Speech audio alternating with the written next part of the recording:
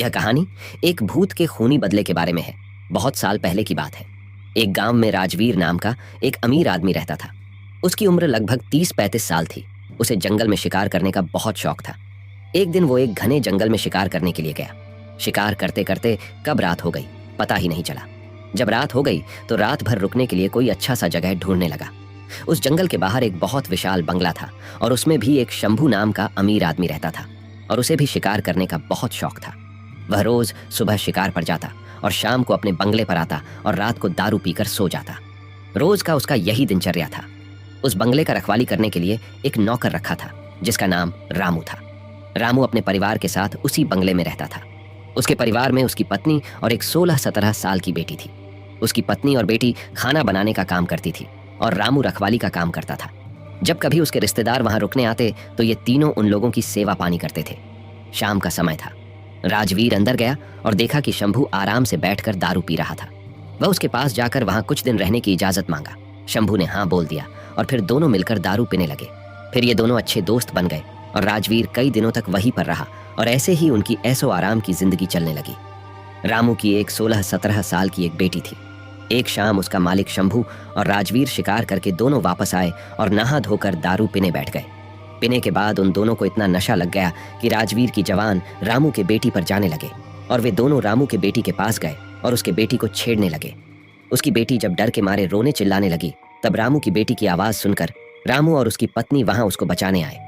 तभी शंभू ने उन दोनों को गोली मारकर वहीं पर उनकी हत्या कर दी और फिर ये दोनों उसके बेटी को नोच नोच कर अधमरा बना दिया और अंत में उसको भी गोली मारकर मार डाला और तीनों के लाश को अपने बंगले के पीछे रातों रात दफना दिया। अगले दिन इस बात को किसी को भी भनक तक भी नहीं लगी। कुछ दिन के बाद शंभू ने फिर एक नरेश नाम का नया नौकर रखा। नरेश जब पहले दिन बंगले पर आया और अपने काम में लग गया, किसी को कुछ भी पता नहीं चला कि इस बंगले के पुराने नौकर और उसके परिवार के साथ क्या हुआ था और वो कहाँ चले गए। ऐसे ही कुछ दिन बीतने के बाद नया नौकर नरेश एक दिन गेट बंद करके सोया हुआ था। तभी अचानक आधी रात को किसी के रोने की आवाज आने लगी और नरेश की नींद खुल गई। उसने तुरंत एक हाथ में लाठी और दूसरे हाथ में टॉर्च लिया और गेट के पास जाकर बोला, कौन है वहां जो इतनी रात गए रो रहा है? उसने देखा कि गेट के नजदीक बैठी एक लड़की रो रही है। नरेश उसके पास गया और उसके सिर पर हाथ फेरते हुए कहा, बेटी रो मत, मेरे साथ अंदर चल और बता क्या हुआ। फिर वह लड़की अंदर आई। नरेश ने उसे पीने के लिए पानी दिया और पूछा, बेटी तुम कौन हो और कहां से आई हो और इतनी रात को घने जंगल में क्यों भटक रही हो? नरेश की इतनी बातें सुनकर वह लड़की और तेज तेज से रोने लगी। कुछ देर बाद वो शांत हुई और नरेश को बताई कि इस बंगले के पहले नौकर की बेटी हूँ मैं। फिर उसने यह भी बताया कि कैसे इस बंगले के मालिक शंभू और राजवीर ने उसके माता और पिता को मार डाला और फिर अपनी प्यास बुझाने के लिए मेरे शरीर को नोच नोच कर मुझे भी मार डाला। फिर हम तीनों के लाश को इसी बंगले के पीछे दफना दिया। उस लड़की की इतनी सी बात सुनकर नरेश डर गया और उसके डर के मारे पसीने निकलने लगे। फिर थोड़ी देर बाद हिम्मत रखते हुए उससे पूछा, ऐसा कैसे हो सकता है? अगर तू मर गई है तो मेरे सामने कैसी बैठी है? नरेश की ये बात सुनते ही वह लड़की अचानक गायब हो गई और थोड़ी ही देर बाद उसी कमरे के दीवार पर उल्टा लटक गई। नरेश ये सब देखकर पूरी तरह से थरथराने लगा। फिर अचानक वह लड़की नरेश के सामने आकर बैठ गई और बोली, चाचा आप डरिए मत, मैं आपको कुछ नहीं करूंगी। उसकी बातें सुनकर नरेश का डर धीरे धीरे शांत हो गया और माथे पर आए पसीने को अपने गमछे से पोंछ लिया। फिर उसी रात को उस लड़की ने नरेश को वह जगह दिखाई जहां उन तीनों को दफनाया गया था। नरेश ने कुदाल से खोदकर उन तीनों की अस्थियों को निकाला और फिर उस लड़की से वादा किया कि वह उसका मालिक शंभू और राजवीर के खिलाफ कोर्ट जाएगा और उस लड़की को इंसाफ दिलवा कर रहेगा। नरेश की बातें सुनकर वह लड़की रोते हुए बोली, चाचा आपको कुछ नहीं करना है, उस राक्षस से तो बदला मैं लूंगी, बस आप मेरी थोड़ी सी मदद कर दीजिए। फिर क्या उस लड़की के बताए अनुसार नरेश ने बीमारी का बहाना बनाकर उस बंगले की नौकरी छोड़ दी और उस लड़की से किए हुए वादे के अनुसार उसके माता पिता के अस्थियों को जला दिया और उन दोनों के नाम पर पूजा पाठ भी करवाया।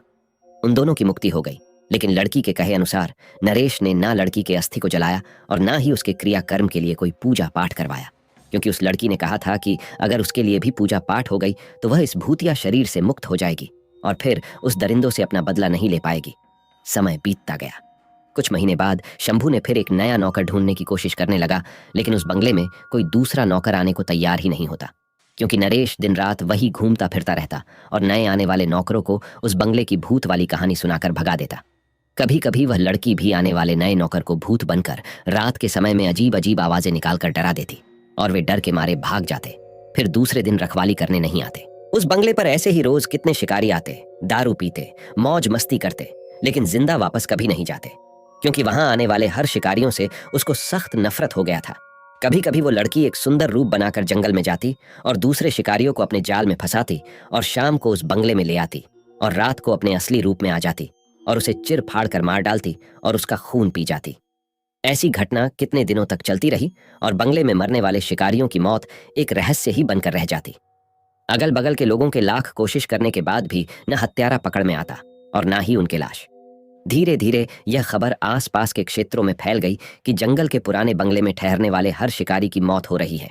5-6 वर्ष बीत गए और अब वह बंगला खंडहर हो गया था, क्योंकि अब किसी में भी इतनी हिम्मत नहीं थी कि वहां रात को ठहरे।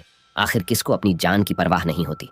ऐसे ही बहुत दिन बीत गया और वो भूतनी उसी बंगले में रहकर अपने हत्यारे का इंतजार करती थी। दिन में उधर आने जाने वाले लोगों को एहसास होता था, क्योंकि वह हमेशा रोती रहती थी पर किसी को दिखाई नहीं देती थी। फिर उसने शहर और गांव में घूम घूम कर ढूंढने की कोशिश करने लगी। 2-4 दिन की मेहनत के बाद एक गांव में अपने दोनों हत्यारे शिकारी को पहचान ली और उसी दिन शाम के समय एक बहुत सुंदर लड़की की रूप बनाकर उसके पास गई और दोनों को अपनी सुंदरता में फंसा लिया। ऐसे उसने 2-3 दिन लगातार उन लोग से मिलती रही और पूरी तरह से अपने जाल में फंसा ली। वे दोनों उसके आगे पीछे घूमने लगे, जैसा बोलती थी वैसा वे दोनों करते थे। फिर एक दिन लड़की बोली, क्यों ना हम लोग एक दिन शिकार पर चले। वे दोनों बोले, ये तो बहुत अच्छी बात है, चलो चलते हैं। दोनों अच्छी तरह से उसकी माया जाल में फंस चुके थे। फिर दूसरे दिन ये तीनों जंगल की ओर निकल पड़े। दिन भर शिकार के साथ साथ मौज मस्ती भी किए। फिर शाम होने लगी।